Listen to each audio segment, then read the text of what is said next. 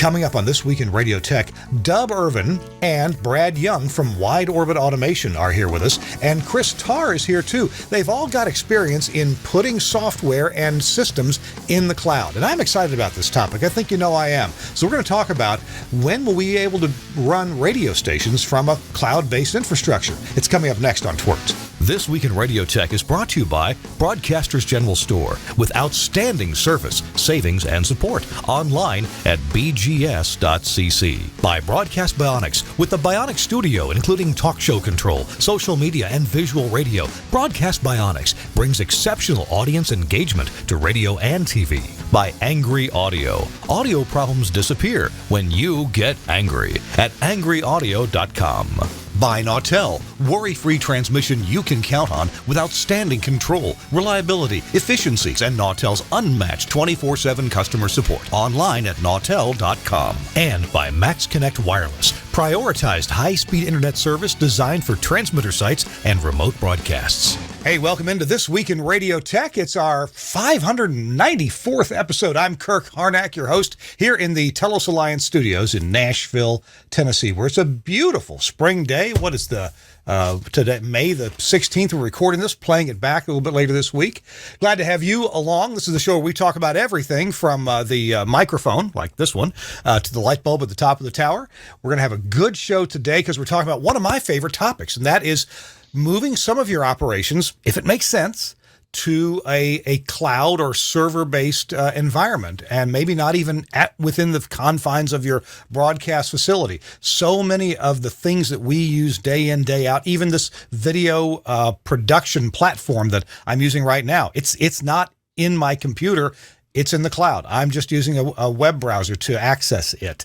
Of course, we've been doing our banking for years online, doing investments online for years, and all kinds of things, shopping, grocery shopping even. So many things we can do online now. And I want to bring in my partner in crime here, my co-host, and that is Chris Tarr. Hey, Chris, welcome in. Good to see you. Good to see you, too. Now, one of these days, I want to see the light behind you change from the red to the flashing strobe beacon. Just for the entire show to see how that goes. Oh my goodness. That'd be very fun to watch. I'm excited about today's episode. I'm a big fan of WideOrbit and their products and the guys involved. So I've been looking forward to this one for a long time. And yeah, the cloud, although the saying goes, the cloud is just someone else's computer. The cloud is really where a lot of things are going. And we were talking about this the last time. That's kind of one of the big things in NAB now this year, was how everything is moving to being cloud-based. And for a lot of radio groups now, that's become pretty important because, as you know, with COVID and everything else, we've kind of moved out of the studios and have kind of moved out to everywhere else, people working from home or from distributed locations, to the point where the cloud has become very important to our day-to-day operations. So, I'm all about the cloud. Chris, why don't we go ahead and bring our guests in here? We have Dub Irvin from WideOrbit. Hello, Dub. Good to see you. Hi, thank you very much for having us today. We really appreciate the invitation. And Chris, really appreciate those kind words, sir. And Dub, I want to make sure I get this right. I've known you as Dub for years. Is that what you prefer to be called? Because your real name is a little bit different. My real name is William, but I'm very happy for people that I know professionally to call me Dub. So either is fine with me. Good deal. And I'm sorry, it's Irvin, not Irwin, right? It is indeed, sir. All right, we'll get Irvin in there. Dub Irvin is here. And my former coworker from a long ago. Too long ago. It was Brad Young. Brad Young, also with WideOrbit. Brad, welcome in. Good to see you. Thank you so much, Kirk. Thank you again for having us, and thank you, Chris, for joining us today, both of you and everybody. We're excited to be there. Hey, I need to go around the horn here. Oh, Chris, you're muted, I think. But real quick, yeah, go ahead. Go ahead, Chris. I was just going to say, I don't know if you noticed this, Dub, but those two work together, and they have very similar hair. I don't know if there was something in the water back then, or what that was. Was it back before your hair was that color or not? It was a different color at the time, but yes, we have both migrated to about the same color of hair. Thank you for noticing. Same brain underneath, right? I hope so. I met Brad with what was it? What was it? Rock 98 in Memphis. Yes. Was that it? 1986. That's correct. When we started working together. 86. Yeah. So it's almost 40 years that we've known each other. Oh. Kirk was the chief engineer and so much more at that station at Rock 98 in Memphis. I was the program director and afternoon personality, and we had some great times there. Kirk built an incredible facility in downtown Memphis, and he's an impressive guy and continues to impress me to this day. Well, we did all right. We did all right. And Dub, I've known you since my days at Scott Studios. How do we know each other, Dub? Well, you were my predecessor at Scott Studios in the job of VP of Engineering. And, that was more than 25 years ago. And so, I have been working at Computer Concepts and went to work for Dave Scott in 99. And I took over the desk that you had occupied prior to that. Listen, I may have left a sandwich in there. I am so sorry if it wasn't it was perfectly delicious. clean. Thank you. And usually by now I've introduced Chris Tarr a bit better. Chris, tell us about what you do day in, day out. Everything, really. I am the group director of engineering for Magna Media. We have, now close to 50 signals across the state of Wisconsin. Congratulations. So, wow. Woo, I don't know. I just don't sleep is really what that means. I travel a lot and, here in the home office today. So, and before that I was with Intercom, where I did a lot with WideOrbit. And actually since then I've done a couple of different stations with WideOrbit as well. So very familiar with it. And I kind of, I got a little sad because I saw the WideOrbit screen come up and I miss it. We can fix that for you. I'm sure you could. Yes. Yeah. Well, there are plenty of automation choices on the market, and Indeed, it seems are. like some companies are leading, others are following. I think a lot of people see the writing on the wall. They've got to make their automation systems, as well as other broadcast infrastructure systems, work in a possible server, and that may imply then a cloudified environment off-site. We're going to talk about that, and I got to tease this just a bit.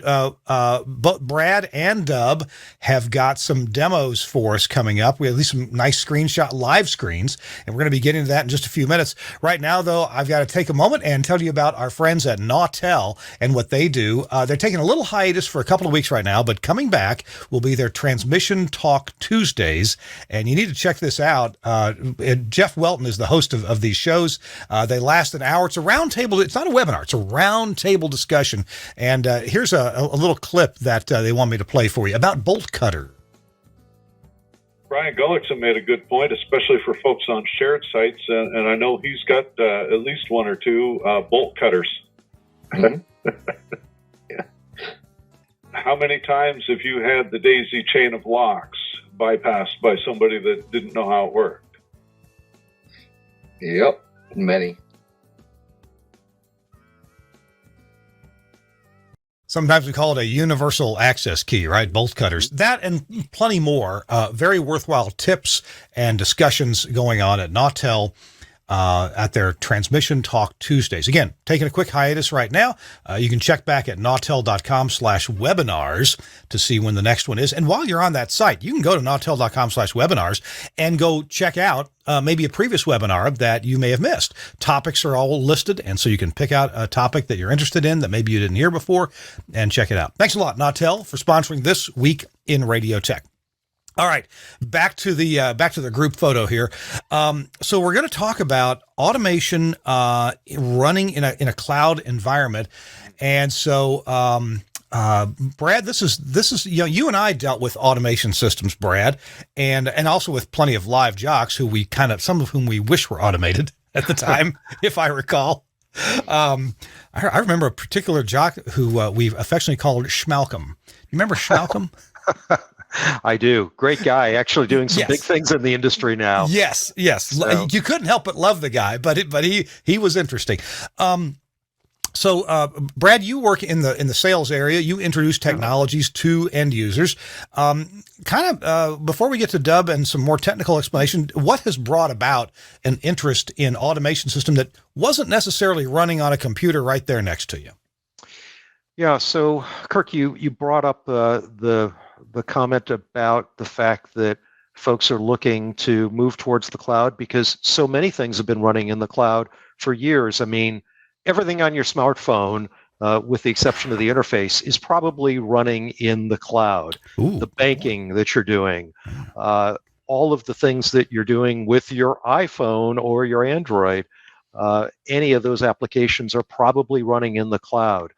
So as we looked at that and really started talking to customers about where they thought the industry was going, we kept hearing from not only VPs of engineering, but people at the top of these organizations saying, particularly after COVID, we're looking to reduce floor space by 25%, 35%. Well, how can you do that? Well, one of the things that you can do, which we successfully did during COVID, is we put the talent at home. So we effectively offloaded the studios, all of the utilities and real estate to the jocks. So we had one group that was actually had 800 to 900 of their air talent running from home, and they were doing live shows, voice tracking, production, all from home with the exact same experience that they had when they were in studio prior to COVID. So as we looked at this, we felt, gosh, maybe the next transition for us is to move into the cloud. So we started doing some development around that and found that, quite frankly, we were able to get our system running in the cloud very easily on Windows. And then as, of course, we learned more and more about the cloud and the costs of keeping Windows instances spinning in the cloud, we took a hard look at how could we bring those costs down. And of course, the way to do that was to start running instances of the system in Linux, which was not a big stretch for us because our product is actually not built on the Microsoft technology stack. We were able to make that change to Linux with just a few changes to our product. That is the installer. But the actual code base underneath is not different. So we didn't have to build a whole nother code base to run under Linux as to run under Windows. It's the same exact code base. So that helped speed our development along of this. So with that, we now have a demonstrable product that we were showing at NAB and since have shown to a number of interested parties that did not make it out to NAB, of our system running actually in AWS, and it runs incredibly well. We've had virtually zero defects that we've found in terms of it running. It's not ready today for prime time in terms of being able to sell it to customers, but we're quickly advancing towards that. So that's our story around cloud and how we got there and where we think the industry is going. So I guess my next question is for Dub. We working with Telos Alliance as I do, we have a number of different components that can be virtualized, and we've been working on that for some years now. And now we have, an audio console that can be virtualized. We have audio processing virtualized. A phone system can be virtualized, and an intercom system that can be virtualized. And by virtualized, I mean, can run on a server type platform, and, Yes, and that can be run, on premises or off premises. Off premises, maybe a private data center, maybe a cloud of instance in a public cloud like Amazon Web Services. So, Dub, my question for you to start out, and you're welcome to start wherever you like in telling your story, but what components do we actually have to have to go into cloud in order to have a workable radio station facility? So it, excuse me, it's really up to the customer. One of the things I might want to say is to extend a little bit on what Brad was just saying, and that is we already have customers who have centralized WideOrbit automation for radio backend in a private cloud environment. One of them is right there in Mr. Tarr's home state. The entire back end of the WideOrbit system is centralized. That's all of our database processing, all of our playlist management, all of our ingest and exporting of audio. And you just use the WideOrbit radio client to connect to it and control it. And so from our perspective, it's really a matter of whether it's on premises, where the customer owns the data center, or a question of whether it's AWS. And that's what is new for us, is moving it to AWS or Google Cloud Platform, where we can offer software as a service. And so if you are going that approach, really the idea is everything that is the back end of the automation system is in AWS, and you're using a platform to deliver the audio out of AWS to either your station or directly to your transmitter. And then you just use our radio client desktop software or our AFR mobile application to control the automation system. Wow. Okay. All right. Chris, Tarr, you're more familiar with the WideOrbit platform. What comments or questions can you have for Dub here in terms of just laying out the landscape or the groundwork for a non-local operation? Well, first of all, I'm not sure which Wisconsin site you're talking about, but I set up one with radio server and the clients for a multi-station group here in Wisconsin. Yes, sir. And first of all, the hardest part for me as an engineer is kind of getting my head around how that worked. It took a long time for me to really kind of grasp the concept. But in this situation, boy, does it make sense, because we were able to, in the data center where this went, we were able to overbuild that. So, for example, we made sure that it had its own cooling system, its own generator, the battery backups, the electrical, and everything else. We were able to overbuild that rather than put a system in each of their locations that may not have been hardened. We already had the connectivity to send the audio to those locations separately. So we just basically consolidated in one center and used the software to feed the different outputs to the different stations. So, that part of it was fantastic. And once you kind of get your head around how that works, it's really kind of intuitive, and it makes a lot of sense to do it that way. The question I have is, how has the kind of response been for people when you talk about cloud and off premises and your automation system? I imagine there's some, anxiety there about hosting all of your automation data off-site. What happens in those emergencies? Now, I know that there's a lot of things that go on in the background, because I have the same questions about servers and, what if we lose one of the radio servers? But I imagine as you talk about these things, that's one of the first questions that come up. If this system goes down, what next? So we have a couple of things that, so there are two, people take one of two camps in our experience. They either ask that question, they're saying the internet's going to fail and what do I do?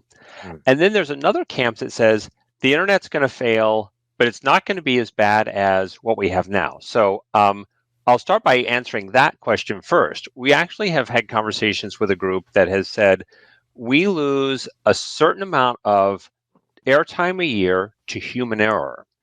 And we believe that if we move to the cloud where the live content is delivered from AWS, based on what we know about their downtime, we believe it will be roughly equivalent to what we lose corporate-wide to human error now. And I thought that was very telling. And because that was one of the key questions that we were asking about whether this could ever be viable, was what do we do when the internet fails? And so then there are other groups of people who really do prefer to have some sort of local backup, and that can take various forms. We of course already have customers with DR systems running WideOrbit already, where we synchronize the content between the main and the backup system, and the backup system can take over. So what would need to be added is just a way for it to take over automatically. But we're also looking at some other approaches for something that's more lightweight and doesn't require as much of an investment or overhead locally. Wow. Dub, the whole idea of being in the cloud. And yes, I've had such conversations with members of my local SBE chapter, for example. And, Yes, sir. You've got a number of people who are in the camp of, well, we use IP transport, maybe not public internet, but we use IP transport on our television station 24/7 because the ads are inserted in Atlanta. And then it comes back to Nashville. And then there are certainly other engineers who say, internet at our facility down the road here on Murfreesboro Pike is terrible. It goes out twice a day, and sometimes, for several hours, about once a month. And so, yeah, people have very different ideas about and experiences about internet reliability. Now, I guess I should point out that when, well, I guess there's a couple of basic camps you can be in to run a broadcast facility in a cloud environment where you aren't touching the hardware directly. You've got a total automation thing where you're like uploading voice tracks where things happen somewhat automatically. Maybe you get spots that go in automatically. Maybe you have something like local radio networks putting in their voice tracks automatically. And then you have the live or live assist type situations. And I'd like to explore the differences in that. We're going to take a quick break right now, though, but I want to explore the differences in your thinking on that. It seems to me like one way doesn't require an audio mixer or a separate audio mixer, because we're going to look at that too.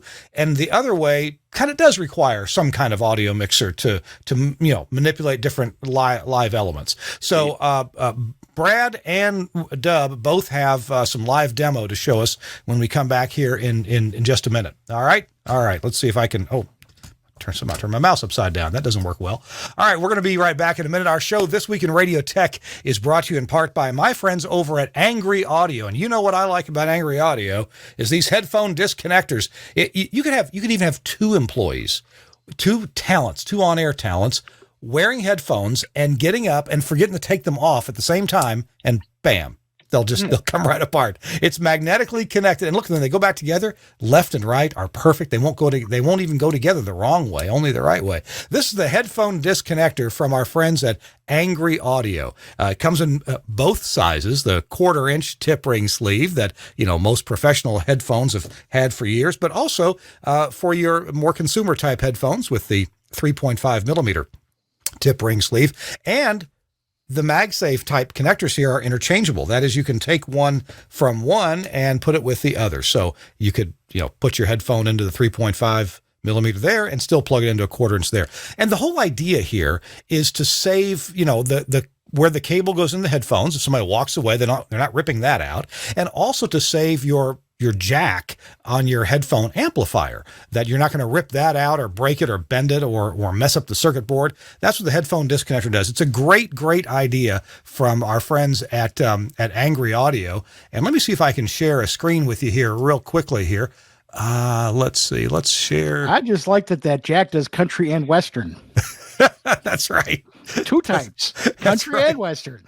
Let's see if we can, I can show you here. Look, we've got all of us on the show here. And then here's the website for Angry Audio. It's angryaudio.com. And this is the page for the headphone disconnector. Really a cool idea here with a MagSafe type connector right there. And again, that will save your, hello. Yeah, they want to know who you are. You can tell them if you like. That'll save your bacon right there. Save you from repairs. Yeah. We have a new product, the Disconnect Gizmo. That's new to the website. I hadn't seen that till literally right now. Looks like cool. That is cool. Yeah. Yeah. Boy, you're not going to tear anything up with that. So check that out. The headphone disconnector from our friends at Angry Audio. All right. We got another quick sponsor I need to tell you about, and that is the friends at Max Connect Wireless. These guys do the 4G LTE modems, but what the key to this is the SIM card inside, because the SIM card tells your favorite carrier, AT&T, Verizon, T-Mobile, Sprint, it tells your carrier, hey, I'm important. I want a fixed IP address, and I want my data prioritized over all these other jacklegs who are going up and down the highway right now, or who are in the stadium right now. So you get prioritized IP data. Here's John Takach to tell you more. With all of the recent cybersecurity attacks against large corporations, we were looking for a product that would give us the ultimate security at our transmitter sites and as well as with our broadcast equipment. Max Connect fits the bill very well. Its greatest security feature is the fact that it gives you a single static IP address. Using this single static IP address allows us to close hundreds of open ports on our firewalls across the company and restrict access to only the Max Connect IPs. This has greatly reduced our exposure to the World Wide Web and made us much more secure moving forward. It's also given us the ability to expand as needed in a secure fashion. So check out Max Connect Wireless. There's the website there, Max Connect. I know it's spelled funny because you can't get websites anymore. They're all taken. MaxConnect.com or MaxConnectWireless.com. They both go to the same place, and get your favorite your favorite carrier involved there, or whoever you know has good coverage where you're going to be, your transmitter site or doing parades or whatever. Thanks a lot, Max Connect and Angry Audio, for sponsoring This Week in Radio Tech. All right, we're talking to Dub Irvin and Brad Young, both from WideOrbit, and you know them for traffic and billing, and logging, and also for radio automation. All right, Brad, Dub, who wants to? Tell you what, I'd like to get a little tour from Brad on what he's got on his screen. Brad, can we do that? Would that be okay with you? Absolutely. So what we'll show you right now is this interface that we've alluded to a couple of times during the show. This is actually our universal radio client, and it's an interface that I would say a good portion of the industry, upwards of 70, 75, maybe 90% of the industry is very familiar with, because we do have a very large footprint of these systems running in all size markets, from New York City all the way down to the smallest markets you can think of. But this universal radio client is our interface to the system.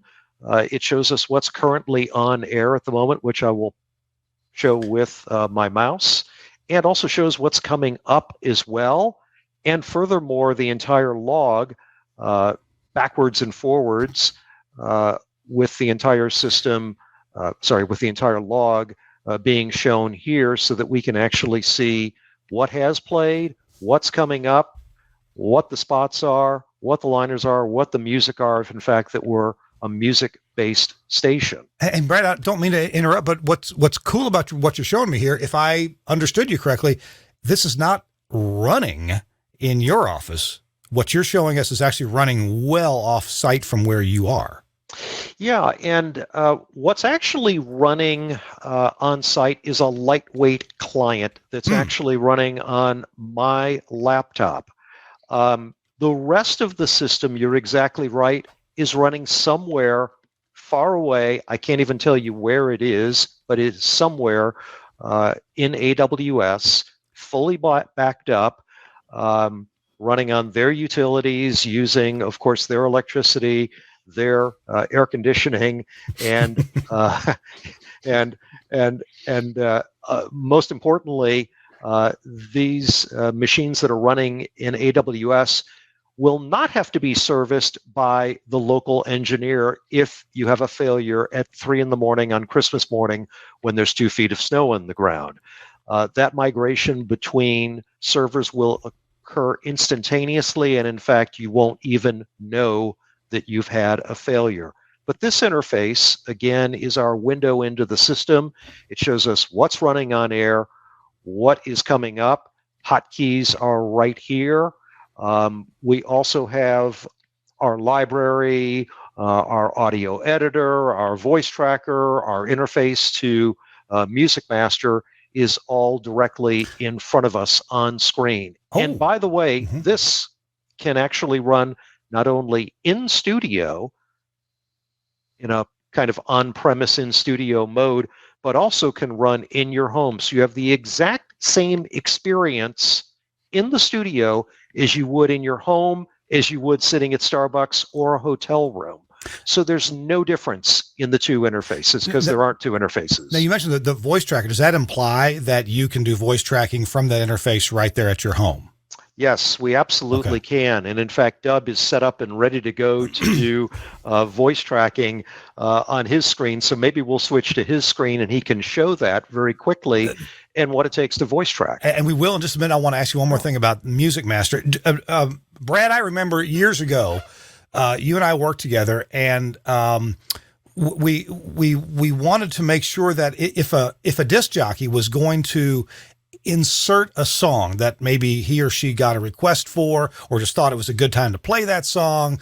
Maybe a Billy Joel concert was going to start downtown at the arena, and you want to play some Billy Joel songs, but you also wanted to try as best you could to have those songs you wanted to stick in the log, have them not conflict with any hard and fast rules in your music scheduling.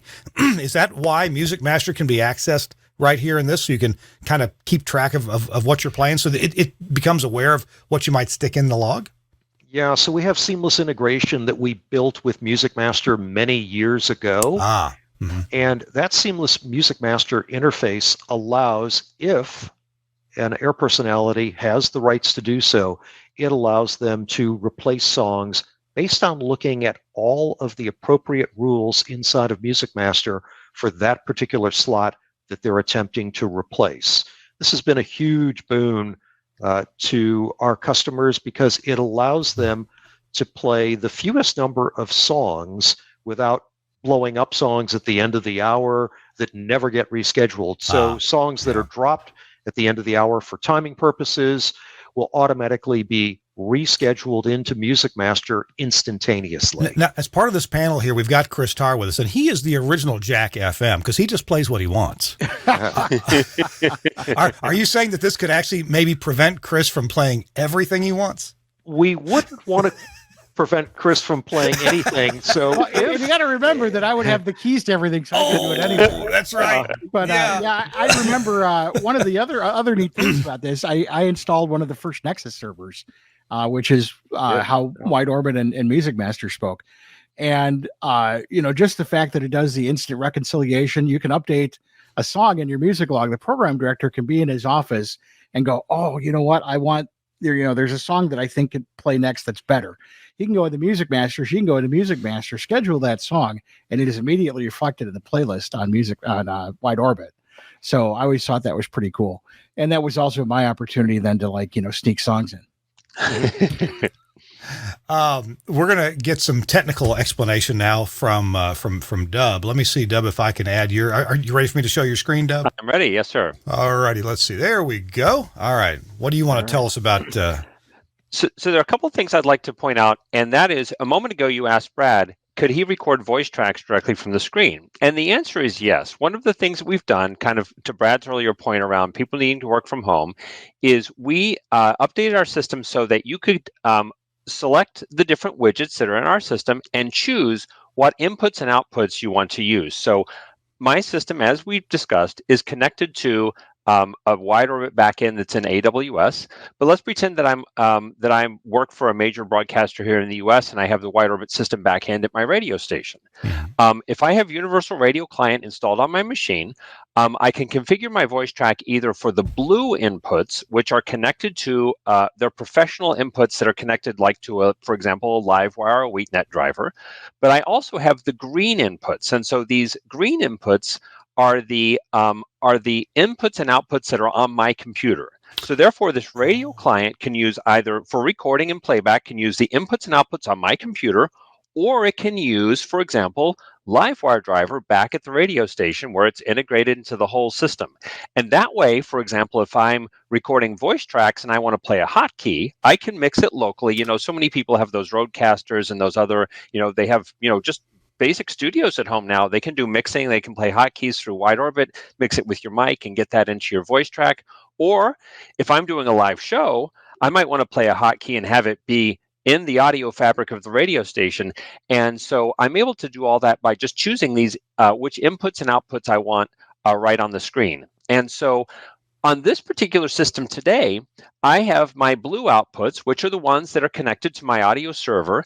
And I happen to be using, from this company called Telos, I happen to be using a cloud-based mixer right now. Oh, okay. And so this cloud-based mixer allows me, for example, to record, to mix a show, be live, do anything I want, but it's also going to let me do a voice track. And so one of the things that I can do, if I just connect here real fast, I thought I had already done that, you can now see my voice here on pot number 10. And so that's my microphone. And then I have another pot that's faded up with my audio. And so I can record a voice track now in real time using this mixer. So I'm just going to come down here in my playlist. I'm going to find a place here I want to insert a song or a voice track. So I'm going to insert it between Hart and Bryan Adams. So I've just inserted a voice track here in my playlist between Hart and Bryan Adams. It's going to play here at about 2:55 Pacific time. And so if I want to record it, I just click Edit Voice Track, and that voice track widget opens up, and the song Hart is here with my voice track, and then Bryan Adams. So now when I want to record it, all I have to do is hit the start button. And in my headphones, I'm hearing Hart. It's a little bit hot there, but I'm not going to worry about that for the moment. I'm just going to start recording the voice track. And now you can see my meters are kicking with my voice track, my voice. And whenever I'm ready, I can hit Summer of '69 by Bryan Adams. I've got 3 seconds here left to talk, and then I talk. Wow. Okay. So, and we couldn't hear it. It's not piped over to us, but you heard the end of one song, yourself on the voice track, and the beginning of the next song, right? I most certainly did, and it recorded my voice. It played back just in my headphones as if I were in the station with only a negligible increase in latency. Mm-hmm. I recorded my voice track right over it. When in our testing, when we've played these back, we've been really pleased and very impressed with how it's worked in honesty, and really that cloud based mixer was really good, and the latency is really good. This was a key concern that we had when we started talking about, do we run an automation system in the cloud? What kind of latency would there be? And we considered this voice tracking use case to be the most latency sensitive, mm-hmm. And so far we've been really pleased with it. And we're going to take a break real quick, but one thing to note is that one thing you can't do is send your voice remote and then listen to it back remote. That's too much of a round trip, and it confuses your head really bad. But you can hit a post, because you're going to be within 100 milliseconds, 120, 140 milliseconds, maybe worst case. You're going to be close enough to hit a post. And if you're used to doing it just stupid, super tight, well, just relax a tiny bit. I mean, it's less than a beat. I mean, it's really good. So you can get your cues remotely. You can even carry on if your phone system's in the cloud, you can carry on a phone conversation. You just can't hear yourself round trip, and that'd be the only way you hear yourself. That's exactly right. And the other thing I'll say is I've just opened up our seg editor here, so really could. If you wanted to doctor it and make it 1,000,000% perfect, you could do that here in the seg editor, and we'll faithfully reproduce that on the air as you've said it here. Good deal. Hey, we are talking to Dub Irvin with WideOrbit, and also Brad Young with WideOrbit. Chris Tarr is along as well. We're going to continue our conversation and some more show and tell about moving your stuff to the cloud. And also, Brad and Dub, I'm going to want to ask you about, well, what if I don't want to go whole hog, as they say down on the farm? What if I want some things in the cloud, maybe disaster recovery, maybe day-to-day operations, but I feel like I got to maintain something at home or, in my brick and mortar radio station. We'll talk about what that may look like. Also, what are some of the costs of being in the cloud? Is that going to cost me a lot more? Well, anyway, we'll get to that. Our show is This Week in Radio Tech, and we are sponsored in part by my friends over at Broadcasters General Store. And you know what they've got in store for you? They've got something from our friends at Innovonics, and that is a couple of new mod monitors that are available now, and they're really cool. Let's hear about it.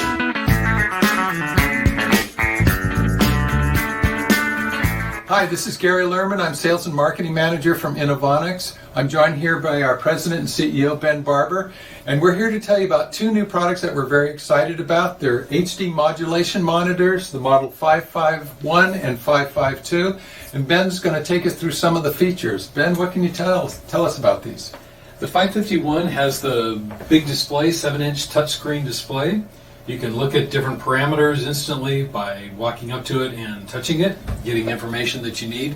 It also has the LED displays for FM total modulation, left, right, FM, HD 1, 2, 3, and 4. The other thing that the 551 has is that it has full-time audio outputs on Studio Hub connectors on the back, both analog as well as AES digital. So you've got FM, HD 1 through 4, they're full-time. The 552 doesn't have the display, doesn't have the metering, and doesn't have the full-time audio outputs, but the web interfaces are identical for remote viewing and monitoring. Great. Thanks very much, Ben. These products are going to be available in January 2022. Contact us at intervonicsbroadcast.com for more information. Thanks very much.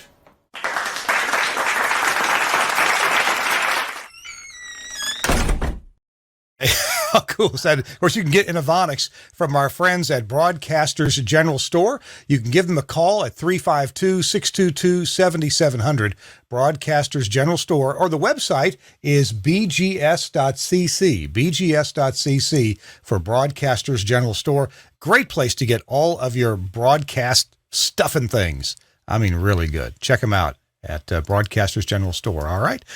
Hey, it's Kirk Harnack along with Chris Tarr, and our guests are Dub Irvin and also Brad Young. They're both with WideOrbit. We're learning about some cloud-based operations. Chris, let me chat with you for a second. I just, look, I'm not saying that broadcasters, you've got to go to the cloud or you've got to go to a data center.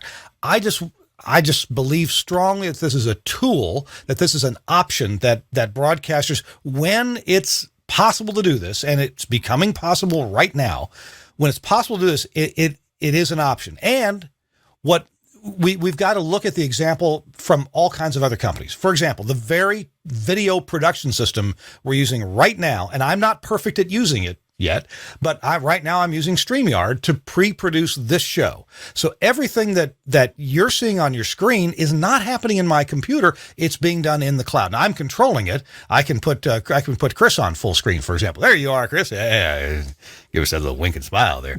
But I'm doing that from right here. I can put Brad on full screen. Hey, Brad, I can put Dub on full screen. Look at that. They're standing by.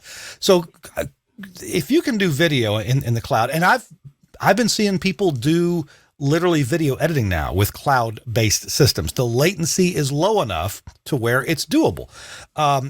Chris, I guess your answer is yes in the right circumstances, but how do you see cloud operations being useful to radio station owners as we move forward with this kind of technology move? I see it very useful. And as a matter of fact, we're starting in my group to do that, to really move to that kind of a setup, because, and I think it may have been Dub who mentioned this earlier, we're looking at reducing floor space. We don't have a building full of people anymore, or buildings full of people. This facility we just are finishing up in La Crosse, we have, I believe, 6 radio stations. We have one main studio. Because that's, we're probably only going to have one on the air live at a time. And actually, even that is virtual. We don't even have the automation systems in that room, or in that building. So I think, it's getting there. I think the hardest part is just radio and always has been slow to embrace technology, digital technology. There's the old joke that, in radio, the first computer was always in the accounts payable department, and was only there, was the only computer in the building up until 10 years ago or whatever. So we've always been kind of slow to do that. I just now am converting all of my STLs to IP radios. Yeah. And again, that was hard to convince people that, and even now, people say to me, "Well, boy, how can you trust that?" Well, it's not any less trustworthy than anything else. And the benefits that it brings are so great that it's worthwhile. I mean, using that technology, I'm not tied to that particular studio anymore. I can send audio from wherever I'm at. And that is becoming the future. So, in terms of, radio, it being inevitable and more things moving to the cloud, of course. I mean, it's going to happen. And not only is that a benefit for cost and maintenance, but also just for distribution and the fact that you're no longer tied to a certain facility. Again, as we're looking for new facilities in our La Crosse market, to have the owner of the group say, well, where can we build? I said anywhere. We don't have to have a line of sight anymore to any particular place or whatever. All I need is good internet connectivity. Get me some fiber, something like that, and I can put this thing wherever you want. And I think that is really going to be the future. Same thing with, we were talking about with this WideOrbit system that I put up in Wisconsin using Radio Server. One of the benefits to that was they were talking about, well, what if we bought another station? This was a kind of a network of stations, or we wanted to put on an HD2 or whatever. Well, it's simply spin up another instance of WideOrbit. Get the license, turn it on, and the infrastructure is already there. So it just makes a lot of sense to get there. But I think that's the hardest part is people still are, they're on that hang up of what if the internet goes down, or what if, these things, we have to relinquish some control, which I think is very difficult for people to do sometimes. That what if the internet goes down? Of course, the internet isn't just one thing; it's a whole bunch of networks tied together. Right, but that's the kind of question you get from people who understand that. It's just like when they're at home and Comcast stops working, usually, and all of a sudden they're dead. Well, what if that's my business? How do we function? By the way, you may remember in the news a couple Christmases ago, there was a bomb went off in downtown Nashville, and it destroyed part of an old AT&T building, which was apparently, they kept stuffing equipment in there, and it was responsible for 911 calls in over a 3-state area and internet. And my AT&T fiber went out, even though I'm nowhere near downtown. I'm talking to you right now on T-Mobile fixed wireless internet. Oh my gosh! I get 600 megs down, and it's a finished product. Well, it works really, really well. And but again, it requires you to kind of get over the fact that it has to be plugged into something. Yeah. Or Max Connect is a great example of that. I've used that as an STL. I was going to say that this was my when that bombing occurred on Christmas Day. That was my backup here at the house, and I was able to just keep on plugging right along. We couldn't watch 17 Netflix movies at the same time anymore, but we could watch one. Yeah, it's interesting though, Kirk, that you mentioned that. If I can just interject. Yeah, please do. I was in the Verizon store the other day, and they were asking, do you live in Dallas? I said, no, we don't live in Dallas anymore. We're based in Portland, but my son lives in Dallas. We're all on the same Verizon plan. And they said, well, make sure you tell him that we are now offering 5G wireless up to 1 gig symmetrical for $25 a month. And, I heard that and I'm like, oh, there's our, depending on the city, there's our other path to the internet for those folks that say, what happens when I have a backhoe failure of, my internet connection, a fiber connection is cut? Well, potentially it could be Verizon, or as Chris said, T-Mobile with their service. So it is pretty easy to get a couple of paths to the internet. And, we're also seeing the exact same thing with folks who are saying, you know what, we can work around this because there's so many benefits to having everything in the cloud. Yep. I totally agree. One of my radio stations that I take care of is in Lihue, Hawaii, on the island of Kauai, and we have fiber internet there. And yes, it's been down once that I know of in three and a half years now, and it was down for about 6 hours or so. So our streaming was down for 6 hours. From 6 hours, I couldn't access it remotely, but we do so much remotely. I know Chris does too. I got a question, one more line of questioning that I want to get Dub to answer on. And that is, Dub, different radio stations have different needs for what has to be all gotten together to go on the air. Indeed. And, I'm part owner of, I think in total about 14 radio stations. And, 9 or 10 of them are pretty well self-contained. We do voice tracking. People get their voice tracks there by a variety of methods. And there's a playlist that gets generated daily and a commercial log and all that. And so what comes out of the automation is what goes on the air most of the time. Now, we do have some stations that have a local live morning show with automation assist. They're still playing the spots and the songs from the automation. And then we have some that are news talk oriented, so they get some shows are cached in the XDS receiver. Others are downloaded by the automation. They're downloaded in segments, FTP'd, I guess, for playback later. And I guess what I'm getting at is how do you see WideOrbit and a combination with other things like products from Telos Alliance or other companies. How do you see those fitting together in the same either data center or maybe on premises? Do you see us being at the point where we can kind of do that no matter what your format is these days? Or are we just about there? I think we are just about there, and I think that tell us like the technologies we look at here today kind of bridge that last mile where you have some sort of audio, real-time audio you need to get into the cloud, into a public cloud like AWS for broadcast. Certainly if it's a file ingest, anything that's a file is pretty easy already. It's just that last little bit is that live audio, and just we need a good codec that's real-time that can get us up there and something to switch it in the cloud. And and in this particular case, the cloud mixer that we showed does solve all those issues. Gotcha. Yeah.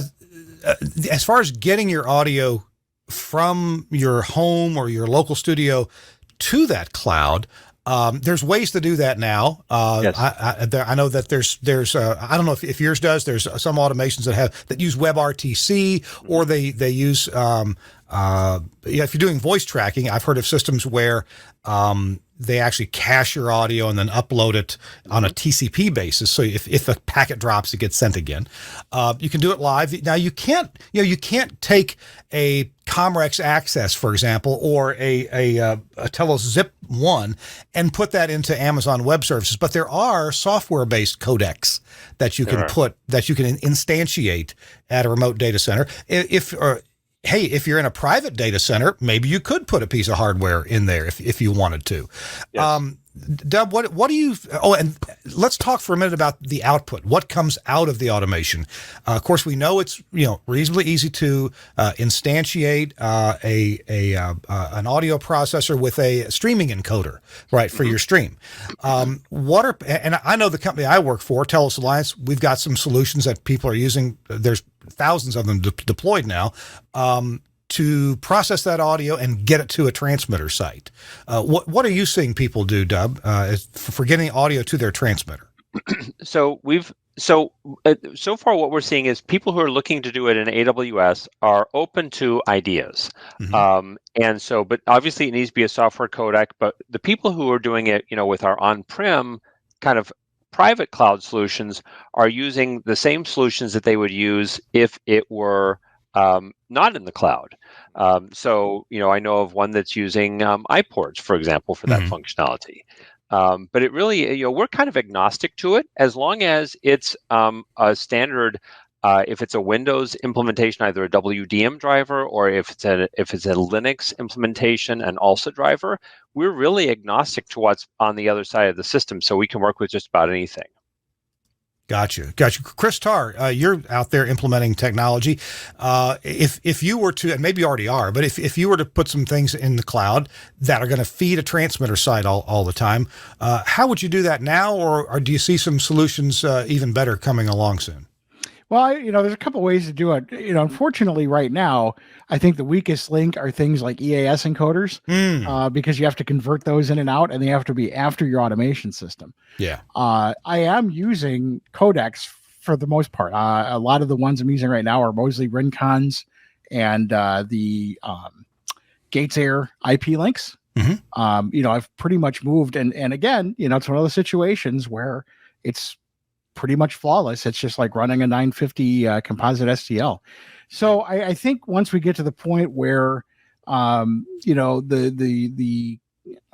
get EAS codecs and things like that built into either there's something that could easily be built into the cloud, or at least in running audio over IP of some sort, some flavor, Dante, AES67, whatever.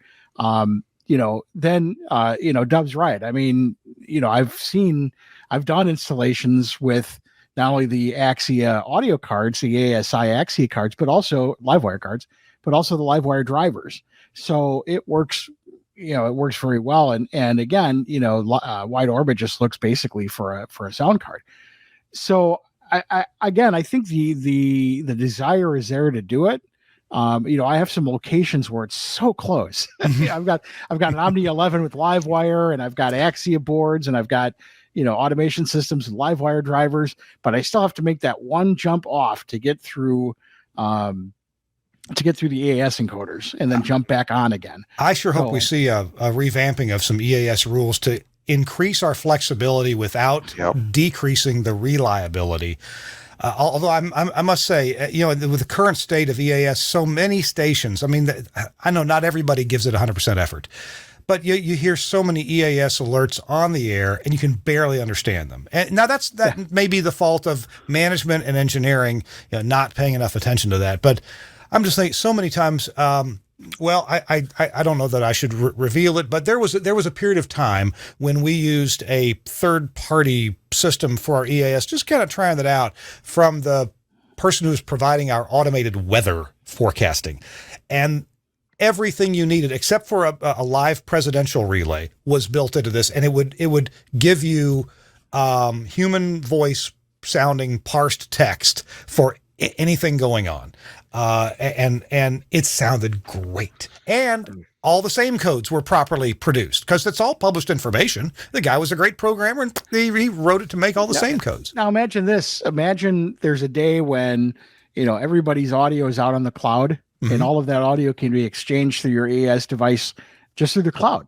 I can grab, my primary station's audio, run it through my web-based EAS, out in the cloud where everything lives. That's a dream. I mean, I think again, just the leaps we've been able to make with, again, the integration of WideOrbit with Livewire, for example, just the things that you can do, scene changes, device control, all of those different things. And, that can extend out to codecs and other external devices. We've gotten so far in the past few years of being able to put these things together. It's frustrating because it's so close. I could almost reach it. And, we're just not quite there yet. I would say that if you're doing stuff in the cloud, finishing your product there, sending then left-right coded audio to a transmitter site, and you have your EAS boxes there, great. You can absolutely be legal and get that wrapped in there. Although if you're at a transmitter site, you may have some problem with receiver blanketing interference because you're at a transmitter site. So there are occasional complicating factors. I would love to see the EAS rules update to where it doesn't matter how you get that audio you're supposed to relay into the program chain. If it goes, received locally or even if it's streamed, but you can get it and it's reliable. And that, from some stations, the stream is more reliable than their transmitter, be able to put that on the air. Well, and WideOrbit even has an EAS widget. I mean, you can, you can have it set up to automate those tests. So, we're so close to that entire nirvana of end-to-end IP and control, but there are just a few steps there that are still not quite there. Dub, I have one more question before we go to break, and then, by the way, after the break, we'll come back for a tip of the week. But Dub, what do you see happening? What's the next development you see coming along? And not that WideOrbit needs to develop anything else, but in the landscape of this, what needs to happen next for more broadcasters to say, "Yep, I'm going to pull the trigger and make that happen"? I think it really boils down to the cost and the reliability of the internet, and I think that we're working on the first one, and I think that technology is taking care of the second one. And so what we want to do is just be ready for it. Brad told a great story just a minute ago about his interactions with his mobile provider, and I really feel like we're headed in the right direction. Well, and actually that what did I have? If stations want to go to cloud-based operation, or at least on premises but server-based, and get rid of a bunch of, I guess it's worth 30 seconds to mention this. 5 or 6 years ago, I got to go, actually it was 5 years ago in 2017, I got to visit some of the BBC local radio stations. So this is not their national services. These are they have 40 cities in England where they have their stuff. And they had just about finished converting all their studios to essentially cloud-based operations. Now, the technology available 10 years ago when they were planning this wasn't quite what we have now. So it was, mixing engines and automations running in blade type servers at BBC headquarters in 2 different data centers in different cities.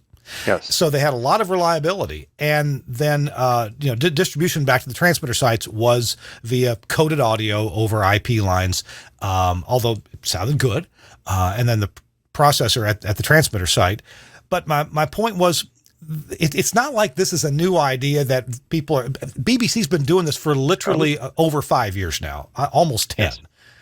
And they were faced with having basically okay, this equipment's old, our studios are old, we got to rebuild 80 studios, or we could reduce the footprint for each one. And not that they're renting different buildings, but instead of 12 racks of gear in the basement of the stations that I went to, they're now down to about 2.5 racks of gear. Yes. Right. Yes.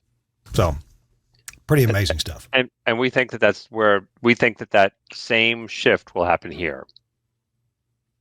Absolutely. All right, we're going to come back in just a minute with your ideas on what tip of the week. If people are interested in this, of course, where to contact you. What questions do you need to be asking? What questions do you need to ask yourself? If you're thinking, okay, this sounds interesting, what kind of costs are involved? How much money is it to be an AWS or a private data center? Or do I need to buy an old used Dell server and stick it in the closet of my own radio station? What's next? So we're coming back in just a minute with that after this word from Broadcast Bionics and Camera One. Camera One from Broadcast Bionics, designed to bring video to your audio content, visualizing radio and podcasts for social media.